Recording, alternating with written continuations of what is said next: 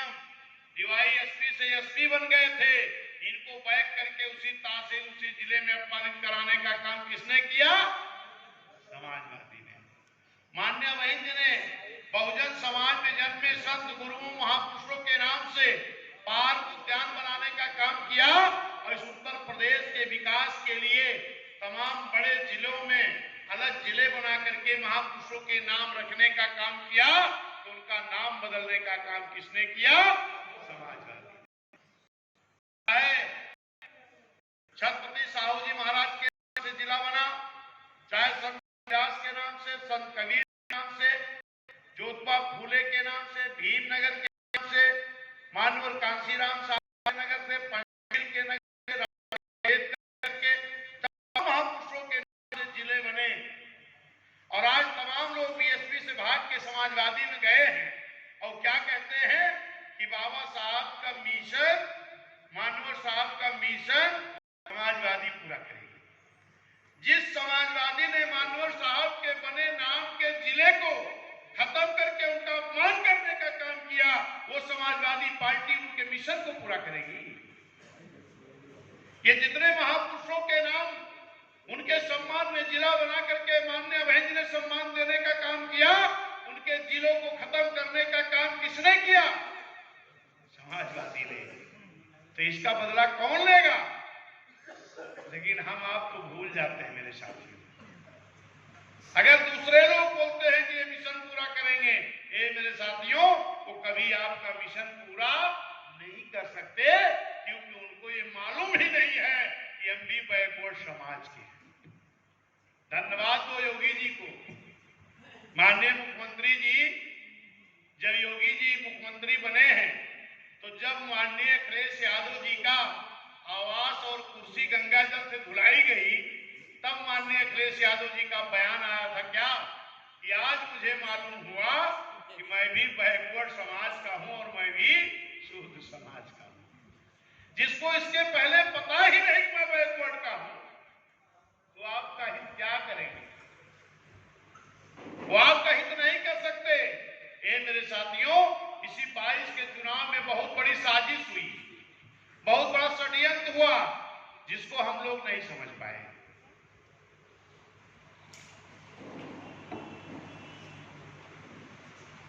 जिसको हम लोग नहीं समझ पाए। भारतीय जनता पार्टी जब चुनाव में आई थी तो क्या वादा किया था कि इस देश में महंगाई बहुत है, इसको हम कम करेंगे। क्या किसी भी वस्तु की कीमत कम हुई है? लेकिन हर वस्तु की कीमत कई गुना बढ़ी है। बढ़ी है ना? बढ़ी है। डीजल का दाम, पेट्रोल का दाम, गैस का दाम, बिजली का दाम, कपड़े का दाम, हर चीज का दाम, खाद का दाम, बीज का दाम, हर चीज का दाम बढ़ा है। और आम जनता भारत देश की, इस प्रदेश की महंगाई से कमर टूट गई है, महंगाई से परेशान है कि नहीं है? और साथियों, नौजवान परेशान है। जिसको भाजपा ने वादा किया था कि 2 करोड़ नौकरियां हर साल देंगे। किसान परेशान है, जिसकी आज दूना की बात की थी और उसको पूरा मूल्य नहीं मिल रहा, दूना की बात छोड़ो। व्यापारी परेशान, छोटा व्यापारी परेशान, आम जनता परेशान। लेकिन मुस्लिम समाज को कुछ ज्यादा ही डराया गया। क्या डराया गया? कि भाजपा आएगी तो आपका बड़ा नुकसान हो जाएगा। नुकसान तो पूरे देश के लोगों का हो रहा है, लेकिन डराया गया कि भाजपा आई तो आपका नुकसान होगा, आपको तो वोट वहीं कर देना चाहिए जिसकी लड़ाई भाजपा से। और लड़ाई भाजपा से किसकी थी? बीएसपी और बीजेपी की। और लड़ाई दिखाई किसकी गई? बीजेपी और सपा की। कौन दिखाया? भाजपा के प्रचार तंत्र ने दिखाया। ऐसे लोग आते थे ना माइक लेके, भाजपा को वोट दोगे सपा को, भाजपा को सपा को, भाजपा को, सब एक पूछते थे। कभी बीएसपी के नाम लेते थे, लगता था बीएसपी के नाम ले लेंगे तो पाप लग जाएगा। भाजपा के प्रचार तंत्र ने ऐसा दिखाया। आप बताइए बीएसपी के कितने सांसद हैं आज? 10। और समाजवादी के 5 थे, 3 बचे हैं। आप खुद ही बताओ कि 10 सांसद वाली से चुनाव लड़ेगी कि 3 वाली। लेकिन भाजपा के प्रचार तंत्र ने क्या दिखाया कि लड़ाई सपा भाजपा की है, बीएसपी तो डमी हो गई है। हे मेरे साथियों, इस देश की राष्ट्रीय पार्टी बीएसपी, जिसको डमी बताया गया, एक क्षेत्रीय पार्टी को फर्जी लड़ाई में दिखा दिया गया। जिस बीएसपी के पास खाली SC ST 26%, इसको डमी बताया गया, और जिस समाजवादी के पास मात्र 6-7% वोट, उसको लड़ाई में दिखाया गया। जिस बीएसपी के पास 10 सांसद, इसको डमी बताया गया, और जिसके पास 5 और 3, उसको लड़ाई में दिखाया गया। ये साजिश किया गया, षड्यंत्र किया गया, ये गलत दिखाया गया। गलत है कि नहीं है? गलत था। क्यों गलत दिखाया गया? ऐसी साजिश क्यों हुई, षड्यंत्र क्यों हुआ? कि ताकि जो मुस्लिम समाज है, अगर बीएसपी को लड़ाई दिखा दी गई और बीएसपी के साथ मुस्लिम भाई चला गया, तो भाजपा का 90% सीटों पर जमानत नहीं बचेगी। इसलिए जानबूझ करके सपा की लड़ाई दिखाई फर्जी तरीके से, ताकि अगर सपा में मुस्लिम भाई चला भी जाएगा, तो अगर 20% वोट लेके जाएगा, तो मुश्किल 7-8% वोट वहां है, तो 20-8 कितना होगा? 20-8 28, 2-3% माहौल का, 29, 30, 31 पॉइंट कुछ पर आते आते समाजवादी खड़ी होगी। भाषण नहीं है, ये सही है, पता कर लीजिएगा इसको। लेकिन अगर बीएसपी को लड़ाई में दिखाया गया होता सही रूप में, तो खाली SC ST 26% और 20% अगर हमारा मुस्लिम भाई आ जाता, तो 26-20 46 और 52% बैकवर्ड। ये बैकवर्ड समाजवादी वोट क्यों नहीं देता? क्योंकि बैकवर्ड जानता है कि अगर समाजवादी की सरकार आ गई, तो पूरे बैकवर्डों का हिस्सा अकेले एक ही परिवार खा जाएगा, दूसरे को हिस्सा नहीं मिलेगा। तब वो बैकवर्ड क्या किया? वो बिना मांगे भाजपा में चला गया, क्योंकि इधर बसपा को लोगों ने डमी दिखा दिया। ये मेरे साथियों, अगर आज हमारा SC ST 26%, मुस्लिम भाई 20% 46, और अगर बैकवर्ड भाई 52% में मात्र 25-30% आ जाए, तो 46-30 76, और कुछ न्याय पसंद ब्राह्मण क्षत्रिय वैश्य जो 4%, तो 76-4 80, माहौल का 2-3-4%, बीएसपी पहुंच गई 84, और अगर 50% भी वोट पड़े, तो बीएसपी का वोट हो जाता 42%, और अगर 65-70% पड़ता, तो बीएसपी वोट होता 45-46%, और अगर बीएसपी वोट 45-46% होता, तो 90% सीटों पर भाजपा की जमानत नहीं बचती। ये नई चीज नहीं मैं बता रहा हूं आपको, ये 2007 में यही हुआ था। 2007 में पूर्ण बहुमत की सरकार बीएसपी की बनी थी कि नहीं बनी थी? कैसे बनी थी? जब हमारा मुस्लिम भाई बीएसपी के साथ जुड़ा, पिछड़ा जुड़ा, SC ST जुड़ा, और न्याय पसंद ब्राह्मण क्षत्रिय वैश्य जुड़ा, तो 2007 में इसी फार्मूले पर बिना किसी गठबंधन से बहुजन समाज पार्टी इस देश के बड़े प्रदेश उत्तर प्रदेश में हुकूमत बना लिया, और मान्या बहन जी पूर्ण बहुमत से मुख्यमंत्री बन गई थी। बनी थी कि नहीं? तो ये नया फार्मूला मैं नहीं बता रहा हूं, और आज यही होने जा रहा है। मैं जब से अध्यक्ष बना हूं, मान्या बहन जी ने एक कार्यकर्ता को जिम्मेदारी दिया है, क्योंकि नेता तो मान्या बहन जी हैं, हम सभी लोग कार्यकर्ता हैं। तब से मैं लगातार निकला हूं, मैंने मंडल वाइज मीटिंगें पूरे प्रदेश में किया, और आज सेक्टर बूथ तक मैं जा रहा हूं, और जो उत्साह मुझे देखने को मिल रहा है, चाहे मुस्लिम समाज का वर्कर हो, जनता हो, चाहे पिछड़े समाज का वर्कर हो, जनता हो, चाहे SC ST समाज का, कुछ न्याय पसंद ब्राह्मण क्षत्रिय वैश्य समाज के लोग भी कहते हैं कि बीएसपी आएगी तो कानून का राज चलेगा, इसलिए बीएसपी को आना चाहिए। अगर इस देश की आम जनता भाजपा की महंगाई से परेशान है, किसान परेशान है, नौजवान परेशान है, छात्र परेशान है, व्यापारी परेशान है, तो उसका विकल्प इस देश में अगर कोई है, तो एक ही party Bahujan Samaj party party, एक ही नेता है माननीय बहन जी।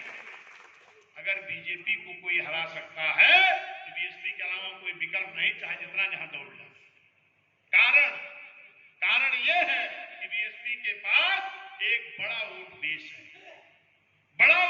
है, और अगर उसके साथ मुस्लिम भाई, पिछड़ा भाई, कुछ न्याय पसंद ब्राह्मण, क्षत्रिय, वैश्य भाई आ गए तो वो हमारा वोट खुद ही बहुत बड़ा है, एससी एसटी समाज का, और ये मिला करके बहुत बड़ा वोट बनता है। और डॉक्टर बी.आर. अम्बेडकर साहब की जहां भी आप मूर्ति देखते हो, एक हाथ में संविधान और एक हाथ में इशारा। क्या इशारा कर रहे हैं कि इस संविधान में मैंने बड़ी मेहनत से वोट का अधिकार दिया है, अगर इस वोट का सही उपयोग आप कर गए तो इस देश की प्रधानमंत्री की कुर्सी पे आपका कब्जा हो जाएगा। और जब तक इस देश का हुक्मरान बहुजन समाज नहीं बनेगा, गारंटी से लिख लो कागज पे, जब तक इस देश का हुक्मरान बहुजन समाज नहीं बनेगा तब तक बाबा साहब का बनाया हुआ संविधान पूरी तरह इस देश में लागू नहीं हो सकता। और जब तक इस देश में बाबा साहब का संविधान पूरी निष्ठा ईमानदारी से लागू नहीं होगा तब तक इस देश का पूर्ण विकास संभव नहीं है। साथियों, क्योंकि हमारे तमाम साथी इस वक्त रोजा भी रखे हैं और भी आज और एक त्योहार है, क्या रामनवमी भी है, लेकिन एक लाइन और छूट रही, महत्वपूर्ण लाइन है कि अभी सीतापुर में माननीय राष्ट्रीय अध्यक्ष समाजवादी पार्टी के एक बयान दिए हैं सीतापुर मीटिंग में। क्या बयान दिए हैं कि बीएसपी का टिकट भाजपा कार्यालय से तय होता है।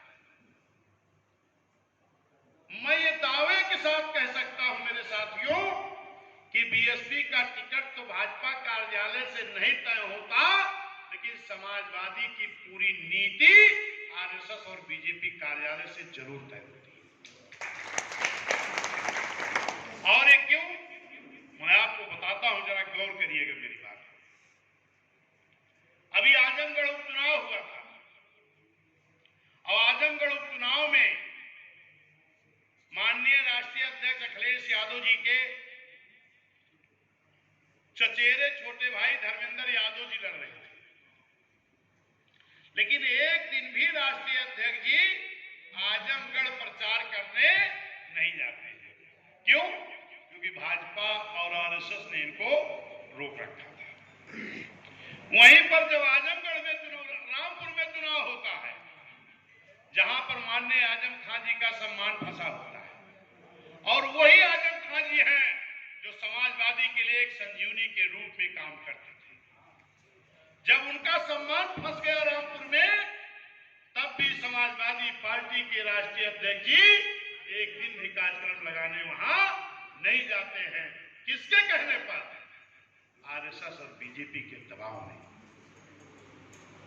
लेकिन वहीं जब मैनपुरी में चुनाव होता है, उनकी पत्नी चुनाव लड़ती हैं, माननीय राष्ट्रीय अध्यक्ष जी गली गली और गांव गांव दौड़ा शुरू कर देते हैं कि नहीं?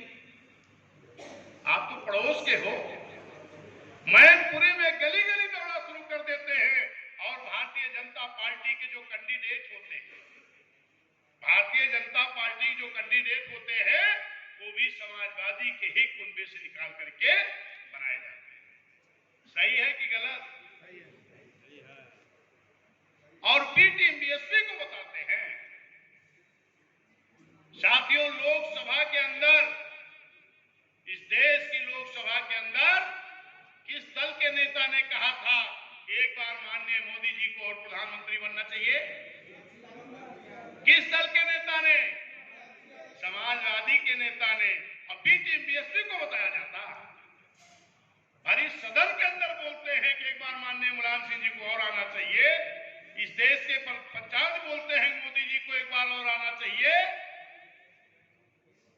और बी टीम बीएसपी को बताया जाता है। उत्तर प्रदेश में जब माननीय योगी जी मुख्यमंत्री की शपथ लेते हैं नेता थे जो बाप बेटे मंच पे जाकर के उनके कान में बात कर रहे थे।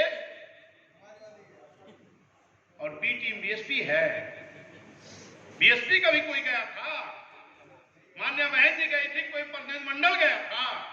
मेरे साथियों, जरा गौर से समझिए, ये भाजपा और समाजवादी के लोग आपस में मिले हुए हैं, पूरी तरह मिले हुए हैं।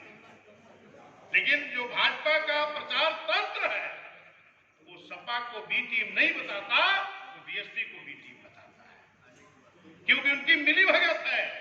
और अगर मिली भगत नहीं होती तो 2007 में जब पूर्ण बहुमत की सरकार बीएसपी की बनी थी तो भाजपा के लोगों के विधानसभा का आंकड़ा देख लीजिएगा, 7 का और 12 का। 7 से 12 तक बीएसपी की सरकार थी ना, 90% सीटों पर भाजपा 2000, 4000, 6000 से ज्यादा वोट नहीं पाई थी, नहीं पाई है। और जैसे 12 में माननीय अखिलेश यादव जी की सरकार बनती है, तैसे 13 छोड़ा और 14 में पूर्ण बहुमत से बीजेपी का कब्जा हो जाता है, फिर विधानसभा में हो जाता है। लेकिन जब तक बसपा थी 2007 से 12 तक, तब तक भाजपा की 90% सीटों पर 7-8 हजार, 10 हजार, 6 हजार, 2 हजार, 4 हजार ज्यादा वोट नहीं मिला है, इसको पता लगा दीजिए। तो मेरे साथियों, मेरा आप सभी लोगों से निवेदन है कि जो एक भाईचारा, एक गठबंधन आप बना रहे हो, मुस्लिम समाज, पिछड़ा समाज, SC ST समाज, न्याय पसंद ब्राह्मण क्षत्रिय वैश्य समाज, सभी लोग एक होकर के जिस ताकत से, उत्साह से दिखाई पड़ रहा है, ये निश्चित मालूम पड़ रहा है कि आने वाला चुनाव, चाहे नगर पालिका का हो, चाहे आपका नगर पंचायत हो, महापौर हो, वार्ड हो, सभासद हो, पार्षद हो, और चाहे लोकसभा का हो, निश्चित है बहुजन समाज पार्टी एक बड़े दल के रूप में उत्तर प्रदेश में इस देश में। मेरे साथियों, मैं इसी के साथ अपनी बात समाप्त करूंगा। साथियों, ये सलीम रजा जी हैं, अपने सैकड़ों कार्यकर्ताओं के साथ आज पार्टी ज्वाइन कर रहे हैं। बहुजन समाज पार्टी इनका बहुत बहुत स्वागत करती है और मैं भी बहुत बहुत आपका स्वागत करता हूं। और निश्चित है कि हमेशा आपके मान